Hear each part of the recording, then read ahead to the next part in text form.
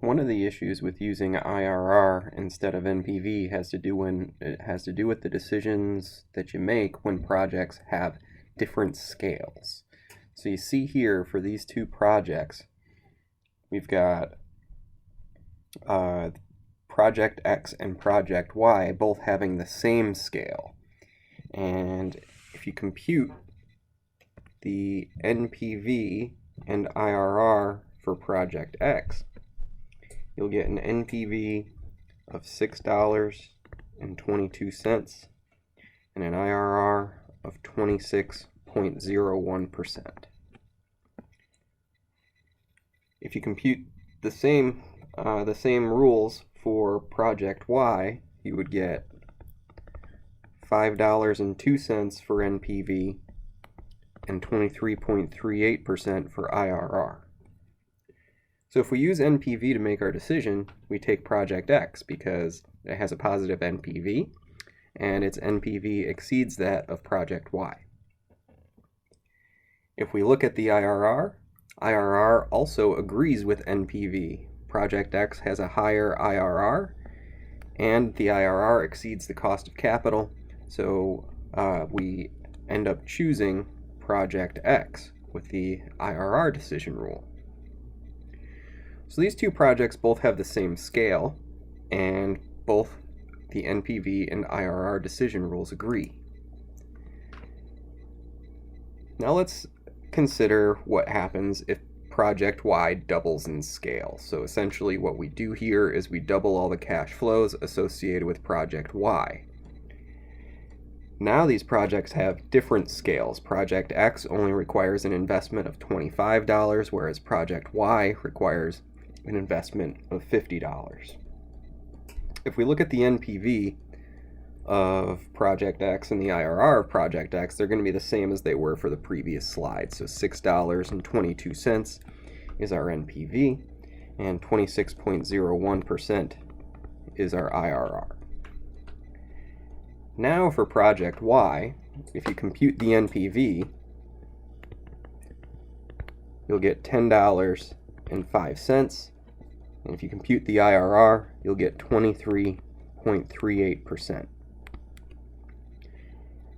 Notice that for Project Y, it doubled in scale. And so effectively what happened is the NPV doubled here.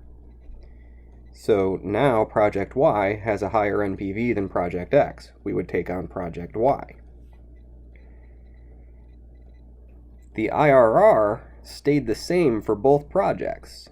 And so the IRR decision rule tells us that we should take on Project X. So now we have two decision rules that are disagreeing with each other. NPV says take on Project Y, IRR says take on Project X. So this is a problem. We've got two conflicting decision rules. The reason that these decision rules conflict has to do with the concept of percentage return versus dollar impact on value. And to really get a handle for how to think about this problem, you got to ask yourself, would you rather earn a 50% rate of return on $1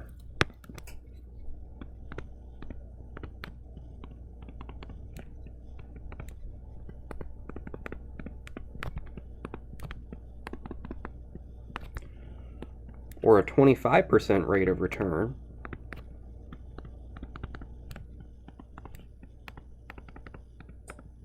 on $100?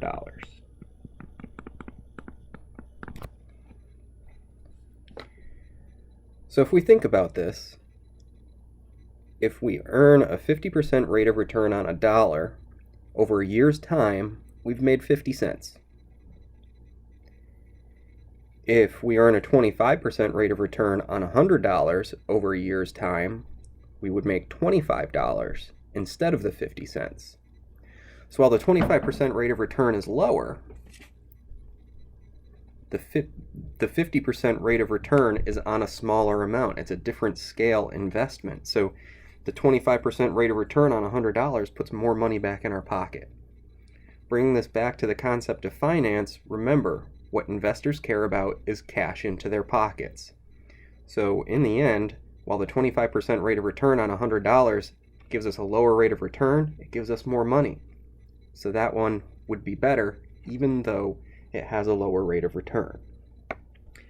So the problem with IRR is that the IRR decision rule, it gives us the highest rate of return, but it might not give us the highest dollar amount.